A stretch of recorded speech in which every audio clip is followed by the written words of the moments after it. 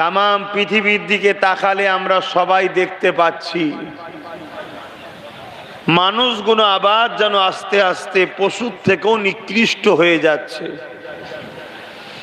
আবার যেন পৃথিবীতে অন্ধকার, জিহালাত, অশিক্ষিত, বর্বরতা, সন্ত্রাসী, জুলুম, খুন, দাঙ্গা, রেপ, অত্যাচার যেন দিনকে দিন বেড়ে চলেছে।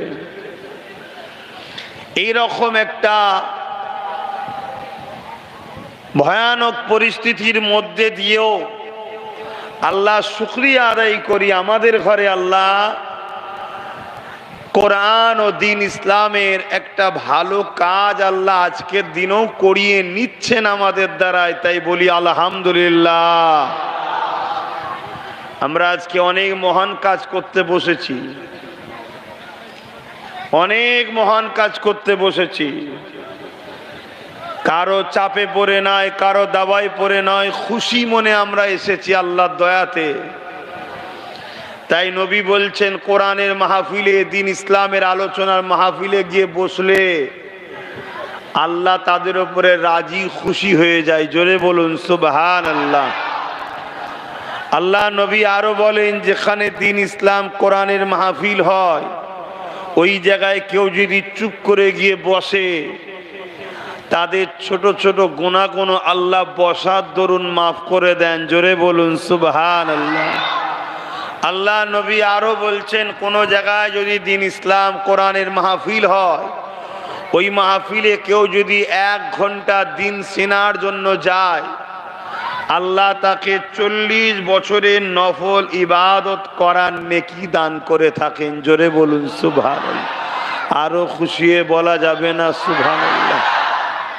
একবার সুবহানাল্লাহ বললে জান্নাতে আপনার নামে একটা গাছ রোপণ হয়। বলুন সুবহানাল্লাহ। এর মানে কি? সুবহানাল্লাহ মানে কি? হ্যাঁ, সুবহান মানে পবিত্র, পাক পবিত্র। সুবহানাল্লাহ, বেশক সমস্ত দুর্বল, কমজোর, অন্যায়, অত্যাচার, সর্ব বুরাই থেকে পাক ও পবিত্র তিনি হলেন আল্লাহ। জোরে বলুন সুবহানাল্লাহ। এটাই গাওয়া দিচ্ছি আমরা। আমরা যখন বলি সেজদায় পড়ে সুবহান রাব্বিল আলা, সব থেকে বড় পবিত্র আপনি আমার আল্লাহ, তখন ফেরেশতাদের ঘরে বলে, পাপী গুণ আমার পবিত্রতার গুণগান গাইছে, যা আমি আল্লাহ ওদেরকে পাপকে মাফ করে ওদেরকেও পবিত্র করে দিলাম। জোরে বলুন সুবহানাল্লাহ। লাভ না লস?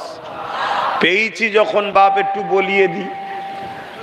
আমরা রসুলের পাক সাল্লাল্লাহু আলাইহি ওয়াসাল্লামের দিনের প্রচারক, খারাপ নিলে হবে না।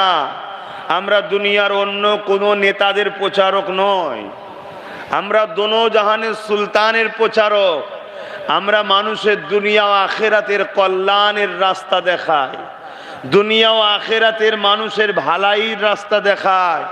আমরা মানুষের ক্ষতিকারক নয়, মানুষের ক্ষতি করার দলে আমরা নয়। তবে দুঃখের বিষয়, আজ পৃথিবী জুড়ে আবার নতুন করে একদল মানবরূপী পশু বলতে পারি আমি, যারা আবার মাথাচাড়া দিয়েছে এই আসমানের নিচে জমিনের ওপরে গরিবদের ঘরে দাস দাসী বানাবে বলে। সে গরিব যদি মুসলমান হয়, হিন্দু হয়, দলিত হয়, আদিবাসী হয়, তার ধর্ম কি সেটা বড় কথা নয়। সে গরিব, তার বাঁচার অধিকার নাই।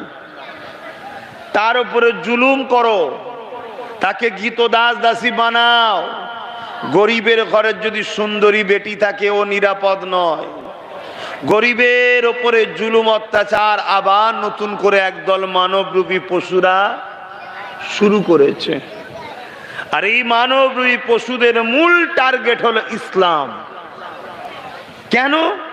ইসলামের কাজ হলো গরিবের পক্ষে, গরিবের বিরোধীদের বিরুদ্ধে যুদ্ধ করো। জোরে বলুন সুবহানাল্লাহ। জোরে বললেন না সুবহানাল্লাহ? হ্যাঁ, প্রয়োজন হয় যদি যুদ্ধ করো, কিন্তু গরিবদের বাঁচাও। সে গরিব যদি অমুসলিম হয় তাও তার পাশে দাঁড়াও, গরিব যদি হিন্দু হয় তার পাশে দাঁড়াও, গরিব যদি আদিবাসী হয়, দলিত হয়, সাঁওতাল হয়, বাগদি হয়, সে যেই হোক মানুষ, সে তার ধর্ম ভুল কি ঠিক জবাব সৃষ্টিকর্তা নেবে। তোমাদের কাজ, ইসলাম আমাদেরকে দিয়েছে কাজ দুটো। কুনতুম খায়রা উম্মাতিন উখরিজাত লিন-নাস তা'মুরুনা বিল মা'রুফ ওয়া তানহাউনা আনিল মুনকার। হাফেজ সাহেবরা রয়েছেন, উলামারাও রয়েছেন। আল্লাহর কোরআন এটা। সৃষ্টিকর্তা আমাদেরকে সবথেকে দামি উম্মত, সবথেকে দামি সম্মানিত খায়ের ভালো করে বানিয়েছেন। জোরে বলুন সুবহানাল্লাহ। কেন?